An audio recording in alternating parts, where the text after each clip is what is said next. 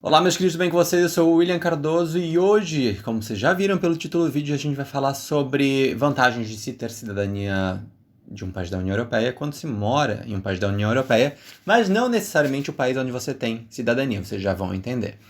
Já antes de começar o vídeo, eu peço para vocês, caso você já acompanhe o canal aqui esporadicamente, vê os vídeos que eu publico aí pelos grupos e tudo mais, vem aqui embaixo, ou se você é novo por aqui, arrasta e clica em se inscrever e ative as notificações para a gente chegar na nossa meta dos 40 mil inscritos até o final do ano.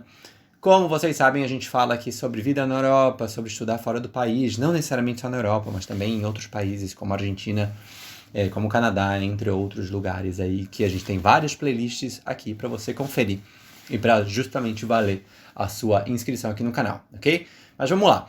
Fazem alguns dias eu fui para Itália, se caso você não viu, tem uns vídeos aqui falando justamente sobre essa viagem. E lá eu fui fazer o meu documento, que eu esqueci de pegar para mostrar para vocês, só um pouquinho. Quem acompanha o canal aqui há um tempo sabe que eu venho nesse processo da cidadania italiana, já faz algum tempo, e eu já vou fazer uns comentários assim, pra gente quebrar um pouco a ideia, né, desse glamour sobre a cidadania italiana, no final do vídeo, tá? Ok? Então aguardem um pouquinho. Eu fui fazer, existem dois modelos do documento italiano, um que é a versão da identidade digital, que é um cartão que vem com microchip, que vem todos os seus documentos lá, e tem a versão mais antiga que ainda é emitida, que para mim foi uma grande solução, justamente porque, deixa eu pegar aqui e botar o celular que está gravando o áudio aqui do lado, porque fica pronto na hora, e o outro demora de 1 semana a 10 dias úteis para ficar pronto. Nada mais é do que um cartãozinho, só que aí dentro vem, né, fotos, dados pessoais, o número do documento, e fala tudo aqui sobre a sua cidadania. É como se fosse o RG, só que em vez de ele ter só frente e verso, ele tem, né, ele abre e aí tem dentro os dados. Enfim, não é sobre isso que eu quero fazer o vídeo de hoje. Mas enfim, eu publiquei nas redes sociais, tanto na aba de comunidade aqui do YouTube quanto nas outras redes sociais, uma caixa de perguntas pedindo para que vocês me perguntassem sobre quais são as vantagens que vocês acham que tem, né? Se existe alguma vantagem de ter a cidadania italiana, no meu caso, né? Mas serve para qualquer cidadania de país da União Europeia, dos 27 países, e morar em um outro país, dentro da União Europeia. E antes de ir para as perguntas que vocês mandaram, eu quero fazer uns comentários já de antemão, assim, para adiantar um pouquinho. Existe vantagem? Sim, existe. O que acontece? A partir do momento em que você tem a cidadania de um país da União Europeia, como é o meu caso, você pode residir legalmente sem fazer pedido de visto dentro de qualquer país da União Europeia e do espaço Schengen, ou seja, dentro dos 27 países da União Europeia, mais os países do espaço Schengen, que são, se eu não me engano, Noruega, a Suíça e a Islândia, além dos países, obviamente, da União Europeia. Até pouco tempo atrás, a Inglaterra, o Reino Unido, estava incluso dentro desse grande número de países, mas depois do Brexit, eles já não estão dentro. O processo ainda é simplificado, no caso do Reino Unido, mas não é tão simples quanto dentro da própria União Europeia. No meu caso, por exemplo, no presente momento, eu ainda estou legalmente como brasileiro, mas a partir do momento em que vencer, eu faço a atualização para a cidadania italiana. Por que é vantagem isso? Porque quando você é brasileiro, por exemplo, aqui em Portugal, você faz o seu pedido de visto, que tem um certo custo, né? Eu não lembro exatamente o valor, são 100 e poucos euros, o valor que você paga, e todos os anos você tem que fazer a renovação. A renovação é mais barata, mas você tem que comprovar, tem que ir até a delegação do CEF, o CEF é a imigração, em Portugal, comprovar movimentação bancária, de que você tem dinheiro para se manter, você tem que fazer o pagamento de uma taxa de 50 euros todos os anos pela renovação e tudo mais. A partir do momento em que você é cidadão, você não precisa fazer esse tipo de pedido.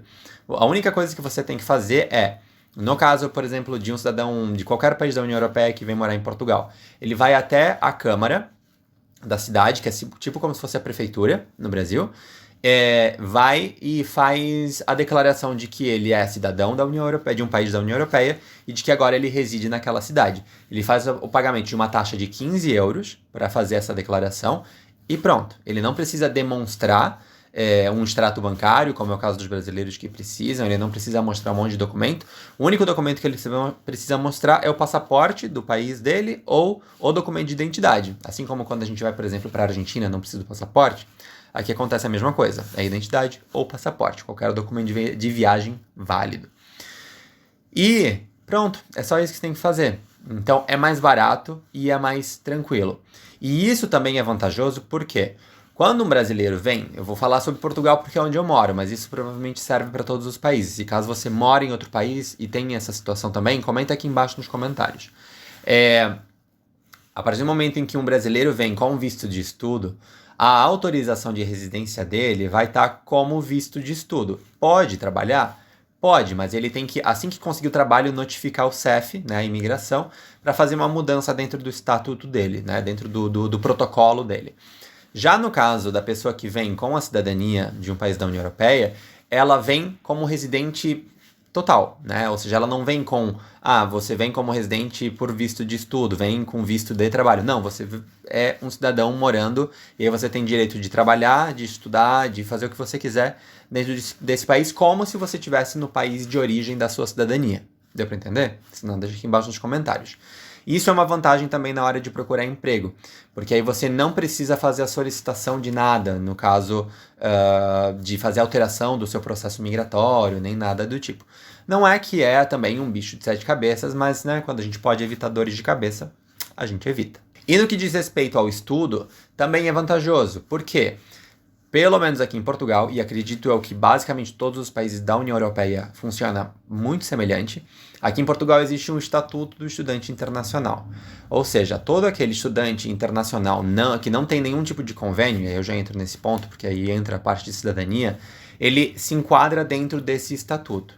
E com isso, o valor que ele paga anualmente, né, porque o valor aqui é pago anualmente, aí você organiza o seu pagamento no plano de pagamento que a universidade te possibilitar, em 4 parcelas, em 10 parcelas, em 6 parcelas, isso vai depender de cada uma das instituições. O valor que você paga anualmente ele é maior. Por exemplo, o valor que geralmente os portugueses pagam é de 700 a 800 euros, no geral. Não muda de curso para curso, tá? Isso é por instituição. Por exemplo, aqui em Coimbra são 700 euros, é 697 para ser mais específico. Em algumas outras universidades é 871, mas é nessa faixa de preço. Como eu falei, independe do curso. Todos os cursos pagam o mesmo valor pela sua anuidade, ok? E o estudante internacional, por exemplo, na instituição que eu estudo, que é o Politécnico de Coimbra, paga 1.500, ou seja, basicamente o dobro. Na Universidade de Coimbra, paga 7.000 euros.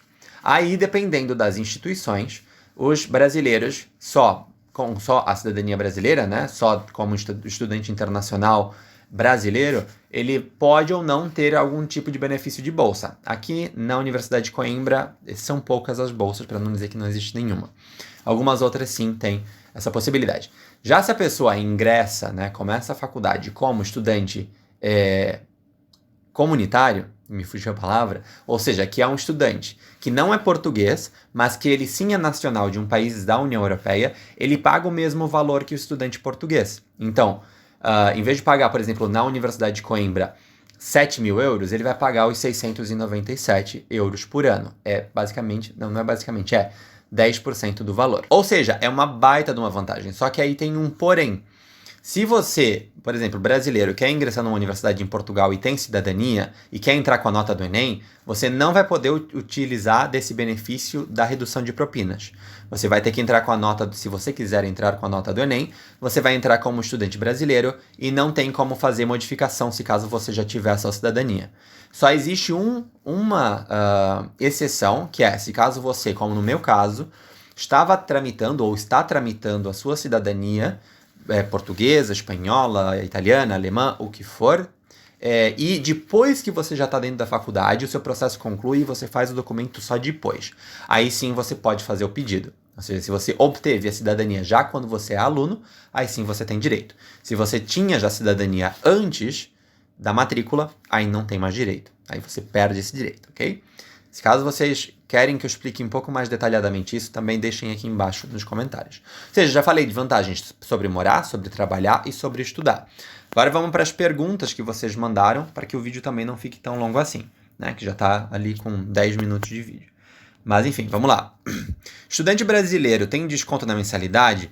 O estudante com cidadania também tem desconto? Já expliquei mais ou menos aqui sobre as duas situações. O estudante de algum país da União Europeia tem sim desconto, paga como um português, segundo o Estatuto do Estudante Internacional, e o estudante brasileiro ele tem desconto em algumas universidades. Aí é só você ver o link que está aqui em cima, que tem um vídeo aqui no canal explicando justamente sobre as bolsas de estudo que existem, que geralmente são parciais. Por gentileza, sabe como está a fila em Portugal referente ao processo de cidadania italiana? O processo de cidadania italiana, por via consular, ele geralmente é um processo que demora bastante, porque não depende do consulado. O consulado meio que ele só é um receptor dos processos e quem vai julgar tudo isso não é o consulado em si, mas sim Roma. Então, por mais que, né, possa ter menos ou mais demanda para fila, no final das contas tudo vai cair no mesmo lugar. Sim, o consulado de Lisboa ele é bastante movimentado, porque só existe um consulado italiano em Portugal como um todo, e querendo ou não, tem muitos brasileiros que têm direito à cidadania italiana e estão fazendo o processo por aqui. Não é a mesma coisa, ou seja, não é tão lento quanto os consulados do Brasil, como por exemplo o consulado de Curitiba, o consulado de Porto Alegre e de São Paulo, que são os que têm maior número de pessoas, né, correndo atrás disso, mas ainda assim é demorado. E eu te sugiro, caso você está querendo agilizar esse processo, partir para um advogado italiano, ir por via judicial, ou fazer a via administrativa indo para a Itália, se caso você tem pressa, né? Se não, é esperar. Tem uma pergunta que mandaram no Instagram que eu vou deixar por último, então eu vou primeiro para a aba de comunidade do YouTube, porque me mandaram algumas vinculadas à revalidação de título e tudo mais. A Juliane, que sempre comenta, muito obrigado Juliane, ela falou: a validação e oportunidade para médicos com cidadania. Se tem vantagem, mas outras profissões também se também é interessante. Vamos lá. E aí a outra pessoa, que é a D. Vidantos, fez várias perguntas também vinculadas a essa questão de revalidação e tudo mais. Ela perguntou sobre custo de vida na Espanha, não sei te dizer, porque né, eu moro em Portugal e tenho conhecimento da Itália também, mas enfim, sobre revalidação de títulos.